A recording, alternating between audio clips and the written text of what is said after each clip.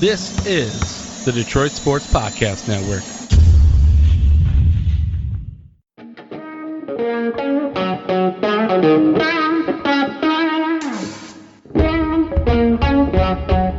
The biggest icon in podcasting.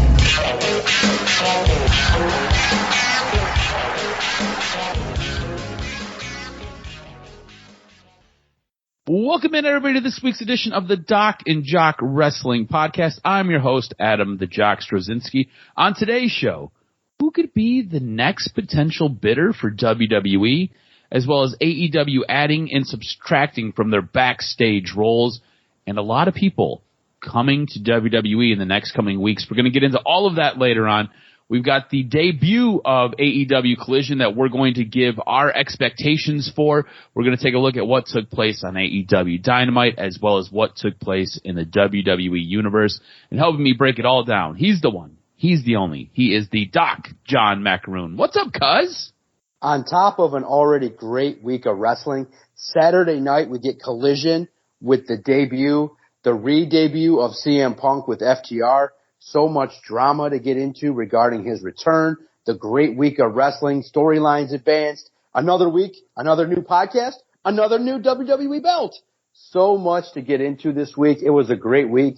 I loved it. I thought it was a signature week for a lot of the shows, especially with the storylines that have been being told, mid-card talent getting elevated. I just thought that this week of wrestling, in the midst of everything going on in the NBA, golf, everything, WWE, AEW showed out this week. Yeah, for sure. It was a really, really good week of wrestling. And I think you kind of previewed it a little bit right there where you mentioned the new belts. So Rhea Ripley got her new belt, and essentially what WWE has done is the Smackdown belts look like the belt that Roman has, and the Raw belt for the women looks like the belt that Seth Rollins has. The only difference is they both come with white straps. I want to get your overall thoughts on these redesigned belts, because I think you and I are in the same camp. I tend to be a fan of what they've done with the Raw belts. I like them. I think they look timeless. I think they look classic. Still not a huge fan of what they've done with the SmackDown belts. What are your thoughts on the redesign? Do you like the fact that the men's and the women's belts essentially look the exact same, just with different colored straps? Yeah, I kind of like the white better with the gold contrast, you know what I mean? I think that it looks better on television, it pops better. But I will say this, Roman Reigns' belt, when you really look at it on television, really shines with him holding it. So the belts, I understand, could have been better, but at least when you look at it, there's some uniformity. And we can talk about what our opinions are of these belts, but I think the women got the better end of the deal in regards to the belts. Rhea's belt is beautiful, and it's worthy. She's going to be a great champion. But at the same time, the more you see Seth Rollins in his belt, the more it looks cool. And it looks like, okay, this is the world heavyweight champion. Let's get into the matches he's going to have. Let's get into the open challenges. But I think the women really, I think the design for the women really just based on the aesthetics, gold on white, I think looks better than gold on different colors. For sure. And I agree with you there. I do think that the Raw belts are just a notch above, but there is something to be said about when Roman Reigns carries his belt. It looks absolutely incredible. I think Rhea is absolutely worthy of her new belt. It's going to be awesome to see. Speaking of belts, Seth Rollins, he will be defending his belt at Money in the Bank, and he will be taking on Finn Balor. Now, we had this promo, and it was supposed to be Finn's promo. It was supposed to be the promo that helped get Finn over. The crowd did not allow him to get it out. The crowd sang over Finn Balor. You could hardly hear anything Finn Balor was trying to say because the crowd was so loud as they sang Seth Rollins' theme song. How interested are you in this? Because this storyline, what it's supposed to be doing, and I think it was a really difficult thing for Finn to try to convey. This is supposed to go back to that very first Universal title match where Finn ended up dislocating his shoulder when Seth did the buckle bomb on the outside. I didn't realize the extensive damage that move had done to Finn. I thought it was just a torn labrum, but it was torn labrum. It was a torn pec. Really damaged his deltoid, which is his shoulder muscle. He was really messed up from this move. Again, I didn't realize at the time, this was 7 years ago. I didn't realize it's been 7 years since this has happened. That was 7 years ago. And Finn is supposed to be harboring all this ill will towards Seth, and this was supposed to be the promo that really helped get it over. I don't think it really got it over, and I think it was because the fans really took away from it. So I'm interested in it because I know what this is supposed to be, but it's just not there. I want to get your interest in it, and are you feeling the same way about this? Exactly, and we talked about it in weeks past, especially with Adam Cole jumping up in AEW to fight MJF. We felt like, okay, it doesn't make any sense. Now you see the situation similarly with Finn Balor in that a lot of the work he's done with the Judgment Day hasn't been enough to kind of move his way up to become in contention for a world title. He gets it on name recognition alone. Finn Balor is a badass mofo, but I think that many people don't believe that he's worthy of being in the ring right now. You needed to have him get some big wins, signature wins. I think that, the moment against Edge was quality for Finn Balor, but that match kind of didn't go off as expected. So, look, in the end, this match will deliver. Finn Balor will raise his game. But at the same time, I think that the pairing of Finn Balor with the Judgment Day just hasn't maybe been as impactful as maybe it could have been. Yeah, and I agree with you there. For some reason, it seems like there's been something that's been missing. And I think what they're doing now is they're teasing that somebody's going to go away, whether it be Finn or whether it be maybe Damian Priest. Somebody's breaking away from the Judgment Day or somebody's getting the boot from the Judgment Day. Who would you prefer to see be removed from the Judgment Day? Would it be Finn Balor or would it be Damian Priest? Because something I could see happening, I could see Finn getting removed, him and Damian really getting into it, and Finn getting removed, and Finn maybe going off with McDonough. That could be a thing because there's been some communication between them two, and they teased a little bit of that this week. Or maybe Finn boots Damian Priest. Damian Priest goes on to be a babyface because, again, WWE's really high on him. The WWE Universe seems to be really high on Damian Priest. We've talked about Damian Priest's accolades here on this show and how good he looks in the ring. He could go on to be a babyface, and you could replace him maybe with McDonough. Either way, I think McDonough's going with Finn, and Finn and McDonough are going to go do something, but I'm not sure who gets removed from the Judgment Day. Who would you remove, and why would you remove either Finn or Damian Priest? No, I think that Damian Priest plays a little bit better as a heel. I think that his character kind of lends to that. You need some more badass heels. I think you should boot Finn Balor because I think he has bigger star potential when you look at what he can bring to the table moving forward. It's because Finn it has been a little bit more established. I think Damian Priest just needs one or two more established feuds that can get him to the next level. Yes, he's starting to have good matches in the main event, but you need some continuation of that, a little more consistency. Finn Balor's been there, like you said. We're talking about a feud with Rollins that goes back to 7 years. And there's so many good, memorable matches that Finn Balor has. So I think Finn Balor can do his own thing with McDonough and start his own thing. And it would be great. Maybe if it ever lends itself, maybe Sheamus in the mix too, or somebody else of a European flair can get in there and get in the mix with a nice faction. But in the end, Finn Balor is a big star. But they haven't showcased him as one over the last few months. And let's hope that, maybe this feud with Seth Rollins with great matches can elevate Finn. Because like you said, the Raw crowd kind of wasn't feeling it. It was a little bit weird, but hey, it happens. As some WWE performers have said, the fans are finicky. I would also say that I don't feel like Finn has really felt like that big of a deal for probably the last 7 years. I feel like he's had brushes and he's had moments, but I think you would agree with me. It really doesn't feel like Finn Balor has really ever been elevated back up to that level that he was that night that he won the Universal Championship and the following night when he had to relinquish that title and then he was sidelined for months.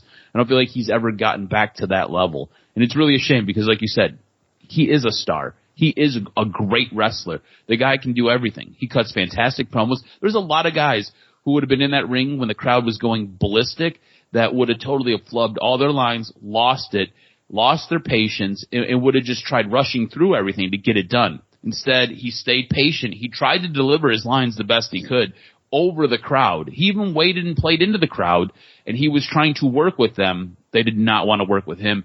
It really is a bit of a damper on this segment. I get that it's awesome for Seth Rollins, but it did suck for Finn Balor. Now, you brought up Sheamus. Sheamus is a guy who has been quite pissed off and quite upset because he's not included on the Money in the Bank card. He's been out there recently talking about how he feels he deserves a spot on this card, especially since it's going to be in London, especially since London is so close to Dublin. And whenever he shows up in the UK, he puts on banger after banger after banger. He's quite upset. Well, he was in the tag team gauntlet match, and he was one of the final two teams. It came down to Pretty Deadly versus the Brawling Brutes. In the end, Pretty Deadly beats the Brawling Brutes, and it seems like Pretty Deadly's getting a bit of a push here. They're an interesting tag team. Was this the right choice to go on to face Kevin Owens and Sami Zayn for the Undisputed Championships? Do you like that Pretty Deadly is getting the nod here over a team like the Brawling Brutes? Yeah, see, it's crazy because the Brutes are so, they've had really great matches going back to WrestleMania, last year's SummerSlam. They've created, basically from last year's SummerSlam on, they basically carried a show, the Blue Brand, and I thought that you'd think they'd get a little bit more run, and I think Sheamus is right. He is, like, the dude, obviously has been saying that he's clamoring for the Intercontinental belt. He's clamoring to get more. And you just think that he's been like firmly established right in the middle of the mid-card. But maybe while he's not top of the card main event like the Usos and the Bloodline, we all believe he's one notch above mid-card. And that indicates probably somebody that could hold the title, that should be featured in more prominent pay-per-views like Money in the Bank. So he's got a point. Pretty Deadly. It's hard. And the gimmick bit that they were doing is irritating. But I get what they're trying to do. I just thought that for me, I love looking at the camera panning back to Kevin Owens, and he's looking kind of how I'm looking, like, what the hell is this? Like, why is this on television? Like, why do they keep saying this? And, but I'll give them credit. If you're gonna be an act like Pretty Deadly, just go with it. That amped up, annoying ass version of whatever they're trying to do. It works. It's annoying, but I thought Kevin Owens reflected it the best with his look in regards to everything that was going on. So I thought that was cool. Yeah, how do you feel about Kevin Owens? Sorry about the dog barking there in the background. How do you feel about Kevin Owens, his new crazy character? He plays his hothead. I find him to be so entertaining every single week. He's just fired up about something. He ends up going into ballistic rage mode, and you've got Sami Zayn basically trying to calm him down and trying to walk him back from the ledge, being like, it's okay, it's okay, it's okay.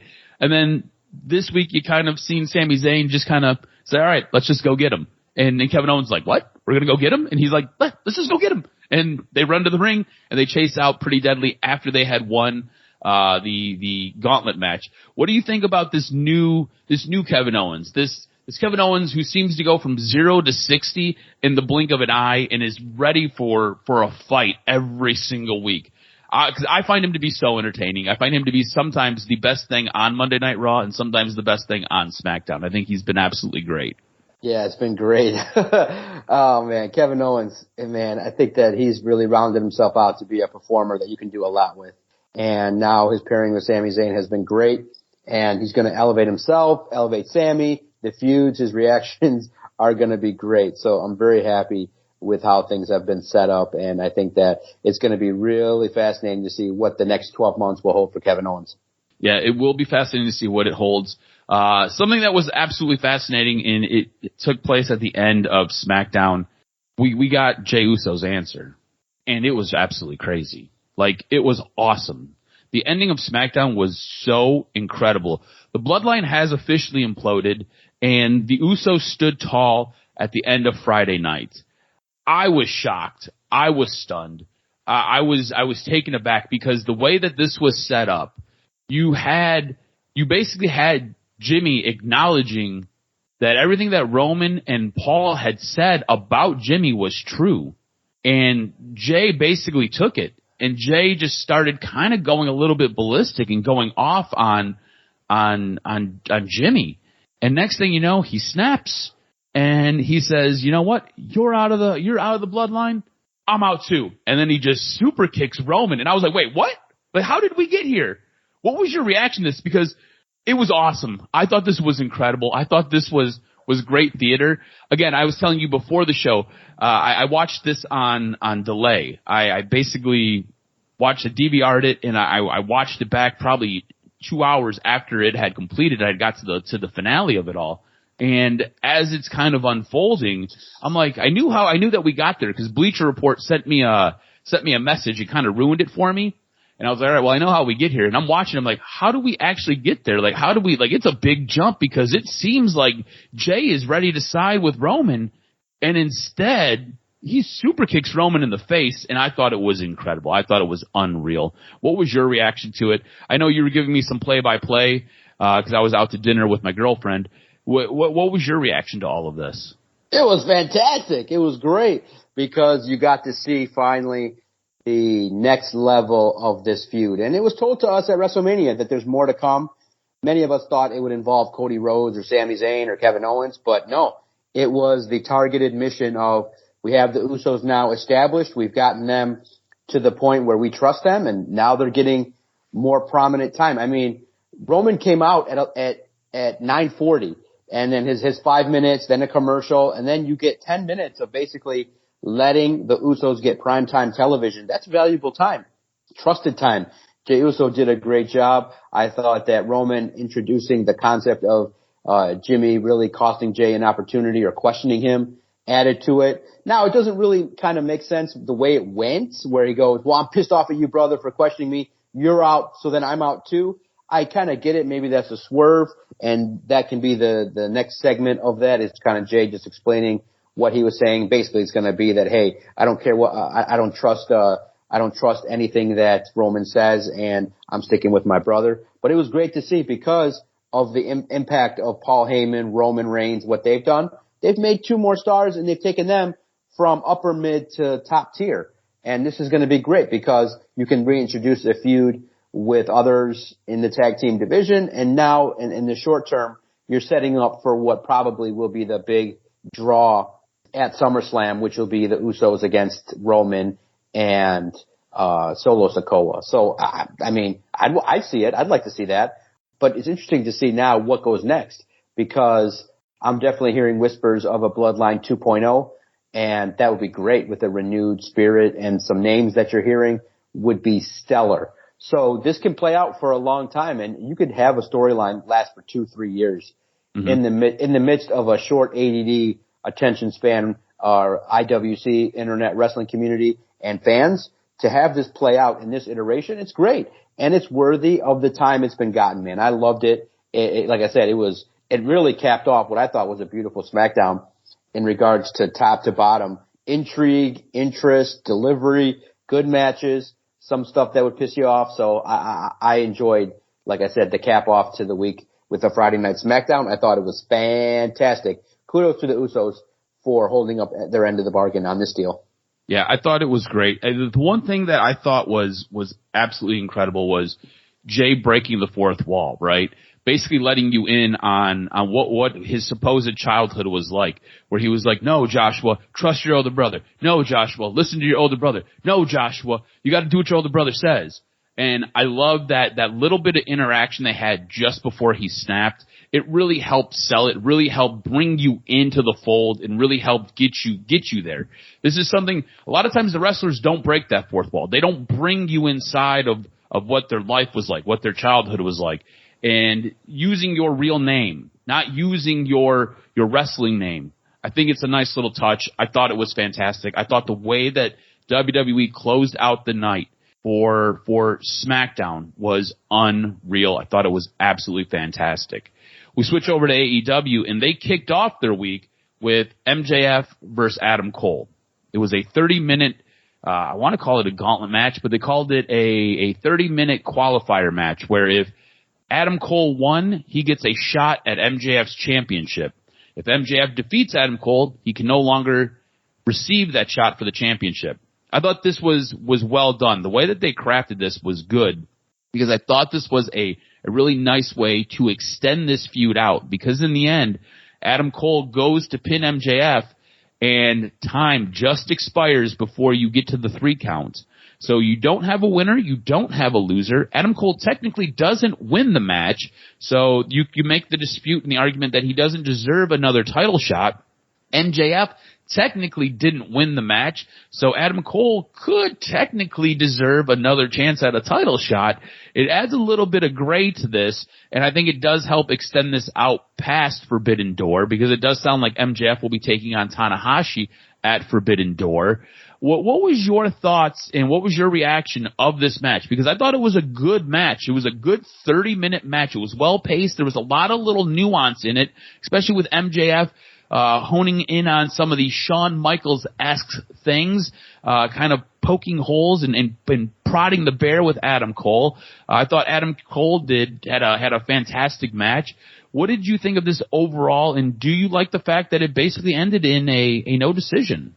Yeah, it built intrigue. It definitely, I thought, was a great match. I thought that from the moment Adam Cole walks to the ring, MJF has his entrance, I thought it was really, really fantastic in regards to two wrestlers that can have the feud that can be generational. And I think it was great. I just think that,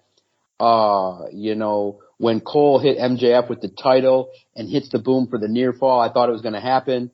I thought that maybe, that there was going to be a additional 5-minute match, additional 5 minutes added, but it didn't happen. So I just thought that, I thought that the crowd really was into it. Yeah, the time limit draw can, irk some people, but I thought that, man, for a kickoff match to a feud, maybe some people thought, why would you put this on a free television? But I thought it lived up to it. I thought that the psychology was there. MJF really reminds you of the old school heels in some of them. The early 5 minutes, just watch what he's doing. I thought that it was great in regards to how MJF did in his delivery, but it's going to be great. And I think after the dud that Cole had with Jericho, at least being opposite of MJF gives us excitement for the future matches. Yeah, for sure. And look, I think, again, this is a great way to help move this along, but without stagnating it and pigeonholing this. This allows you to add some story. You can add some color to this after we get past Forbidden Door. The way this kind of fell on the calendar, when you have a monster pay-per-view where Adam Cole can't come back for any retribution, I think this sets up well. I thought this was a good, smart finish for this feud, for this segment of what Adam Cole is doing or what MJF is doing. It allows you to move past what is coming up and allows you to continue this on. So again, I thought this was really good booking. I thought it was smart. I really thought that Dynamite was a lot of fun this week. I thought we had a lot of fun matches. I thought the Darby Allin, Sting, Orange Cassidy, Keith Lee versus the Mogul Embassy match was a lot of fun. I thought it was interesting. Everybody got their spots and everybody got to get things in. But before we had that, we had Chris Jericho and Sting face off. And I didn't realize this, but for as much as these guys have worked together, whether it be in WCW, whether it be at different companies in Japan, whether it be different indies, whether it be wrestling down south, whether it be Smoky Mountain Wrestling, whether it be anywhere in the world, this is the first time Sting and Chris Jericho ever faced off. First time ever. Are you excited for this, or is this 1998 calling and they want their WCW wrestlers back? Where are you at on this? Because I was kind of excited, but then I look at these guys and I'm like, man, they are older for sure. This is definitely mine and your childhood, basically playing out 25, 30 years later. So where are you at on this? Because it can go one of two ways. Either this can be really exciting for you, or you could be like, we should have had this 30 years ago. At a combined age of 110 years old, Sting and Chris Jericho. It would be funny if they actually trolled it and said, we have this Chris Jericho versus Sting match brought to you by aspirin. It's cool. And I love it that it was kind of born from the internet when Chris Jericho replied to a tweet and saying, look, man, I'm into making new stars and I'm not really ever going to fight Sting. And then you see it on television. I thought it was cool. The crowd liked it. They understood what was going on. It's my interest level the same as it would have been 10 years ago? No, but it is cute. It is a lovely kind of another bow in the saga of WCW. There are dream matches that you would have loved to have seen in WCW, and they just never came to fruition. But if they end up doing it, I'm curious to see how it would play out, how the match would go. It would be a slow-paced match, but I think you could build it with psychology and build it in a way that would captivate the fans. But you want to do it in front of a pro wrestling audience. You don't want to do this in like Kansas City or Des Moines, Iowa. You want to do it in Chicago or Detroit or Vegas or something where the fans have been kind of known to be a little bit more rabid. So I hope that they do that and allow people to really enjoy it. Or maybe in Georgia where WCW was based. Exactly. Look, this is weird for me because this is basically my childhood and my adulthood, right, coming together. Because when I was a kid, Sting was one of my all-time favorite wrestlers. The face paint, and then he went away and he came back as the Crow Sting, and then he had the baseball bat and the trench coat, and he was always lurking in the rafters. I loved it. I thought it was great. And then you've got Chris Jericho, who I feel is the greatest of all time. The way the guy constantly reinvents himself. And yeah, look, he doesn't have abs this week. The next week he all of a sudden has abs. He's all over the place. Some days he looks like he's the Michelin Man. Some days he looks like he could be on the cover of Muscle and Fitness. It's weird the way Chris Jericho's body just kind of fluctuates. But the guy has constantly reinvented himself, and he's always stayed ahead of the game. He's never got stagnated. I think Chris Jericho is one of the greatest wrestlers to ever lace them up. And in my opinion, he is the greatest wrestler to ever lace them up. So you've got my guy who I think is the best of all time versus the guy that I loved as a child, and they're going to do battle. I think this could be interesting. I think it could be fun. I think you're right. Do not expect a five-star match, but do expect good psychology. I think this will be a lot of fun. It'll be interesting to watch, and it should be a good time. We had, at the end of Dynamite, utter chaos, like absolutely craziness as the Elite were taking on the Blackpool Combat Club. The Elite get the win. Next thing you know, you've got Eddie Kingston showing back up, which blew my mind and was awesome to see. There seems to be a little infighting between Eddie Kingston and Jon Moxley. After that, you've got Tanahashi come out, and he makes an attack on Eddie Kingston. So it does appear that Tanahashi's on the side of Blackpool Combat Club, while Eddie Kingston might be on the side of the Elite. Next thing you know, you got Kenny Omega running out, attacking Takeshita. I said Tanahashi, it was Takeshita. I'm sorry. Takeshita. And then all of a sudden you've got Will Ospreay coming out and attacking Kenny Omega. And this sets up Will Ospreay versus Kenny Omega 2 at Forbidden Door, Electric Boogaloo. I'm pumped for this because if you've seen what happened for the IWGP United States Championship when Kenny Omega took on Will Ospreay over in New Japan, there was a point in this match, and they show the graphic, where Kenny Omega is just bouncing Will Ospreay's head off of a busted table, and Will Ospreay is just bloody everywhere. Will Ospreay bled so much in this match, and it was a great match. I am excited for what we're going to get at Forbidden Door 2. I think that this match should be the main event of Forbidden Door. I know MJF is wrestling, so his title will be defended. There will be other IWGP titles defended, but to me, I think you build Forbidden Door around these two guys. These two guys at certain points in their lives have been the absolute best wrestler in New Japan, and they have been the absolute best wrestler in the world. I think you're going to get a barn burner of a show, and I think you should give them, if they want it, 60 minutes and let them have a hell of a match. Where is your excitement level for Will Ospreay versus Kenny Omega 2 at Forbidden Door, and do you believe it should be the main event? Ooh, I think it's going to be the best match on the card. I love it. I think that it's just, when you see Will Ospreay, he just belongs, man. Just like Switchblade, Jay White, man, I understand the deal that he's got with New Japan Pro Wrestling and everything going on, but man, does Will Ospreay just scream talent and the way in his delivery, and I thought it was great. I thought it was a great cap off to a great Dynamite, and I can't wait to see it. If it's at a theater, I might check it out. I love Forbidden Door. I love the intrigue now, and they've done a good job of building it up where all the matches have some intrigue. And now you know about some of these performers at New Japan because of the relationship with AEW. Will Ospreay is legit. It's a worldwide drawing, attention-getting match, and I can't wait to see it. It's going to live up to expectations because of the ability that Kenny Omega has. It just basically styles make fights, and this is a fight that's going to deliver always and twice on Sunday. Yeah, it should be a great one. Again, I feel like it's going to be the best match on the card. It should highlight the night. I'm excited for Forbidden Door. And honestly, it's because of this build right here. This build right here has me locked in. Now, we are recording this very early on a Saturday morning. An AEW Collision debuts in a couple of hours. So we've not yet seen it. We have an idea of what's going to be on the card and what's going to take place. I want to know, what is one thing you're expecting from this episode on Collision?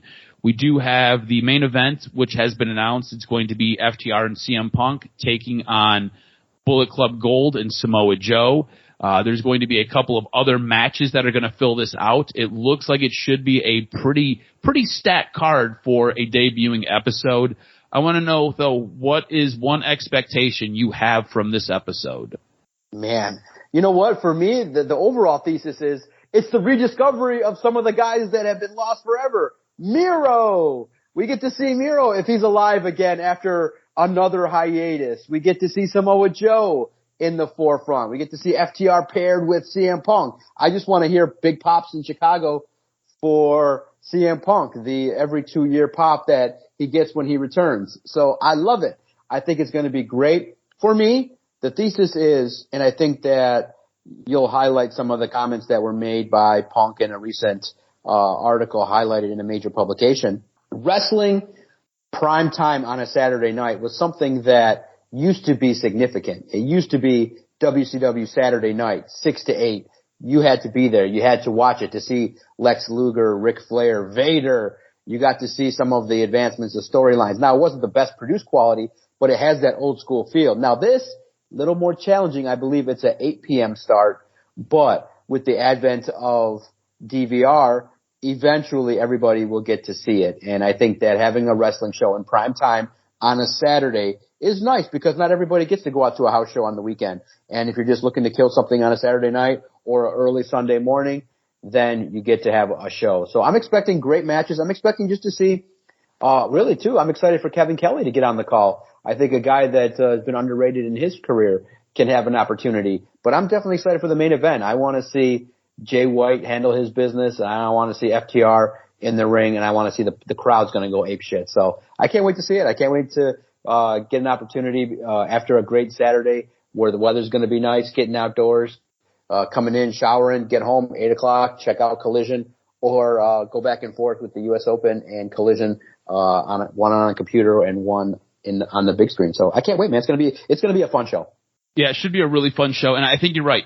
Rediscovery is kind of the word of the day for this episode.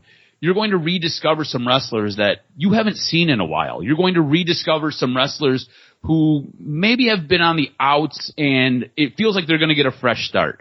You haven't seen Scorpio Sky in a long time. You haven't seen Miro in what feels like forever. CM Punk has been gone for a while.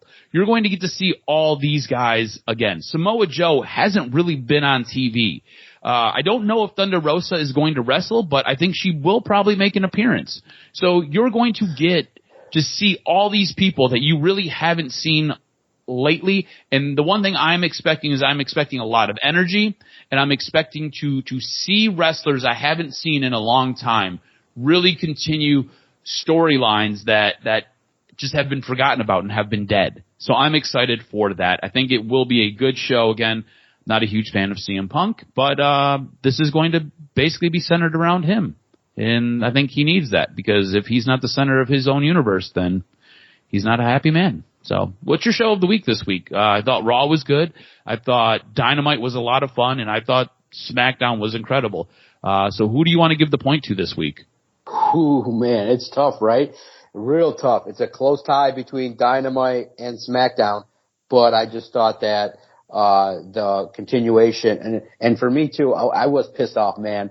They let AJ Styles get pinned clean against Karrion Kross. I was like, oh God, AJ is not enhancement talent, but I thought that it was the right thing to do. So for me, it was Smackdown. It was just paced perfectly, delivered perfectly, with some excitement early. The middle of the card was good, and everything was fantastic. So it's a very close, 1-1A, but Smackdown was the best show for me.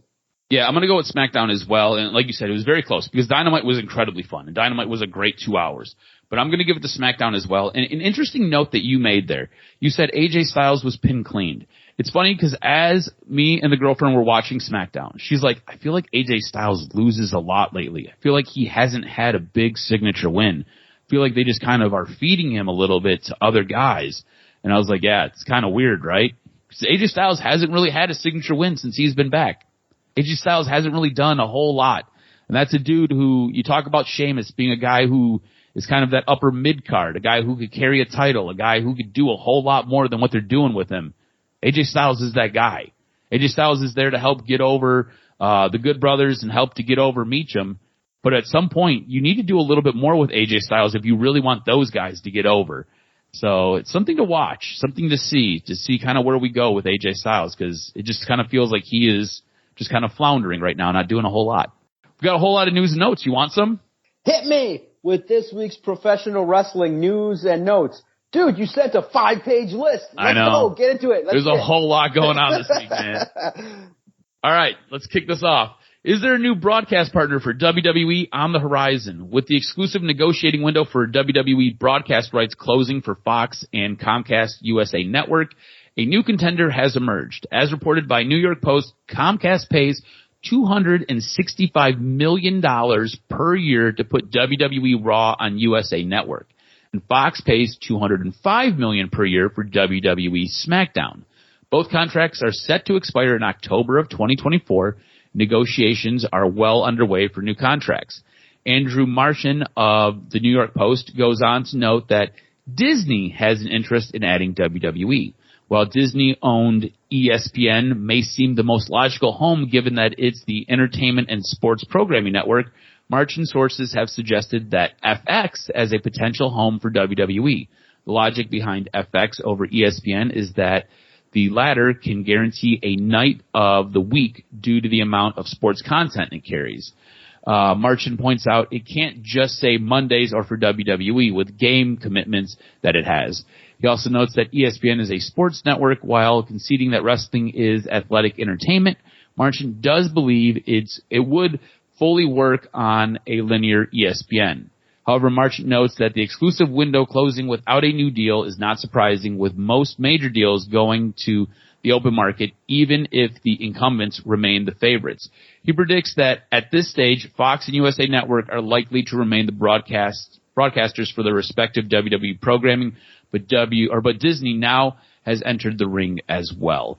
So essentially, ESPN won't work because they have too many commitments to other sports, and even though WWE is acknowledged as athletic entertainment or sports entertainment, he believes it would work on ESPN, but you can't guarantee the day. That's why FX would be this place for WWE. Also, if you have Hulu, FX, they've got a tie-in together, and usually there was the relationship where WWE was broadcasted the day later on Hulu and FX on Hulu. A backstage name has been fired by AEW. AEW producer and former ROH World Tag Team Champ BJ Whitmore has been fired by AEW after being arrested this month. Per Fightful Select, Whitmore was arrested on June 4th, 2023 by the Boone County Sheriff's Department in Kentucky. He was charged with first-degree strangulation and second-degree burglary. Whitmore has a bond of $25,000 and was released from incarceration on June 12th. AEW has issued the following statement. BJ Whitmore has been terminated following the arrest on domestic violence charges. While talent and staff are ultimately responsible for their own personal actions, this behavior is intolerable within AEW. AEW has reached out to offer support to those impacted by his behavior. Whitmore has been working in a backstage role in AEW since 2019. Some big names may be returning next week on Raw with the announcement for next week's WWE Raw, the June 19th episode. The return of social media megastar Logan Paul will be on WWE television. Logan Paul hasn't featured on WWE since his big match at WrestleMania 39 against Seth Rollins. Also, Johnny Gargano teased a return on his social media. Raw will be in Cleveland, and that is Johnny G's hometown. Like he said, there's no place like home.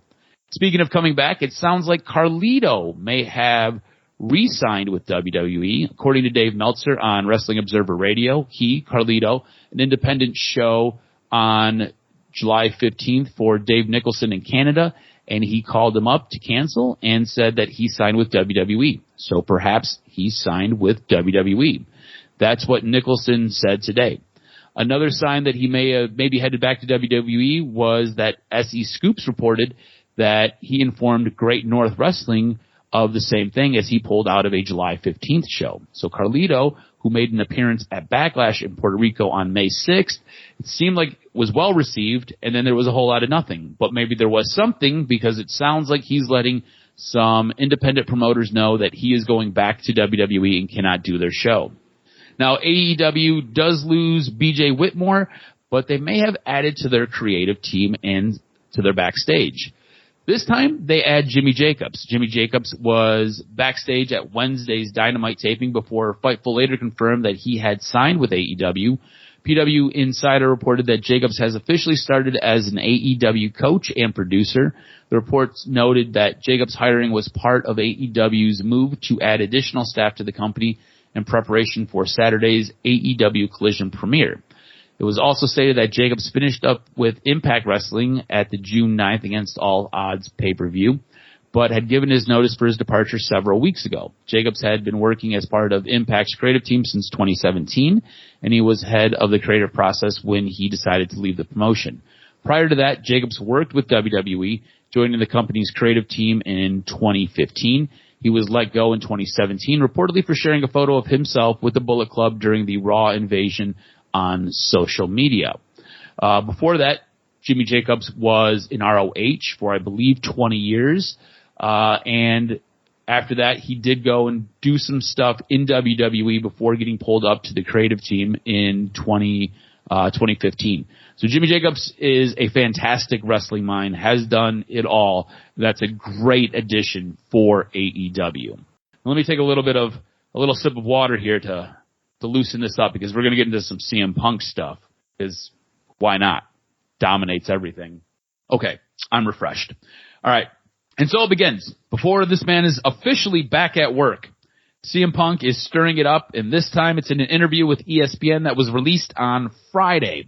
Now, this report sounds like it was heavily edited because of what CM Punk did. And what did CM Punk do, you might be asking? Well, Punk was interviewed by ESPN ahead of his return at AEW Collision on June 17, 2023. Ahead of the release, it is reported that people were confused by what took place, wondering if Punk was shooting or working an angle in the article. However, Punk left no questions about how he felt about Hangman Page. Punk does not like Page, and this led to AEW attempting some damage control before this article was released on Friday.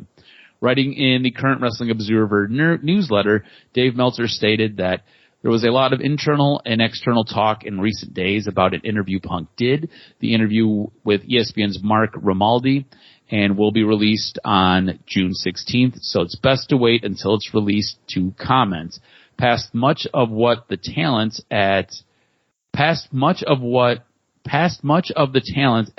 the June 14th show were aware of the content, and AEW was hoping that the comments Punk made about Hangman Page would not be part of the article or video, but the talent is largely aware of them.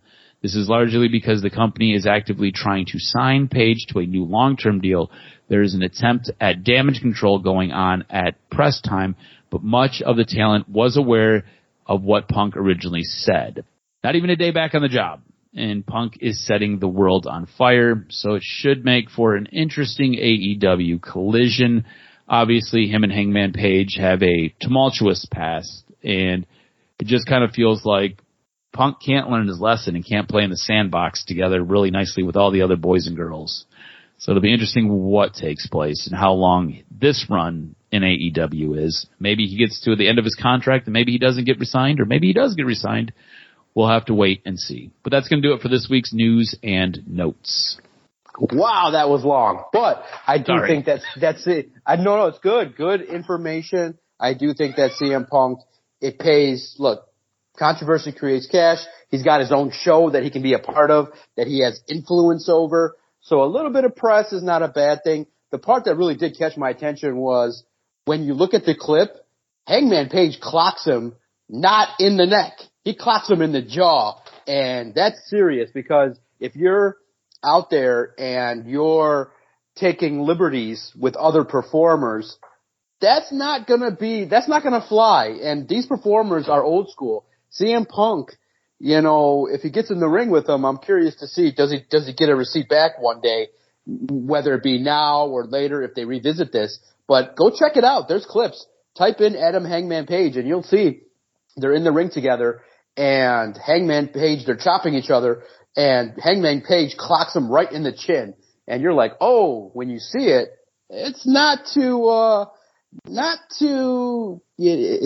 it does not lend well to Hangman Page there because it looks like he took liberties with a performer and you're not supposed to do that. So CM Punk comes back and the drama starts and it's all good, man. I can't wait to see how it all shakes out. Make sure you follow Adam on Twitter at AdamRSTROZ. Follow the network at Detroit Podcast. If you've agreed or disagreed with any of the insights this afternoon, when you check this out, hit us up, let us know. Make sure you subscribe to our podcast at Detroit Podcast. Type in anywhere you listen to your favorite audio content. All you got to do is hit that subscribe button when you type in Detroit Sports Podcast. We love interacting with the supporters. Leave a review. Always enjoy breaking down wrestling, especially when it's getting good like this. New stars, new mid-card talent, and cause we didn't even talk about it. Next week, I'm hearing Seth Rollins may be making an appearance on NXT to fight a second-generation superstar. So Seth Rollins, Braun Breaker also has the potential to be very interesting for viewers. So tune in to NXT as well as they're bringing up their next wave of stars that you'll see in a couple years. For the Jock, Adam Straczynski, I am the Doc, John Macaroon, the mouth-breathing monster mouth of Macomb.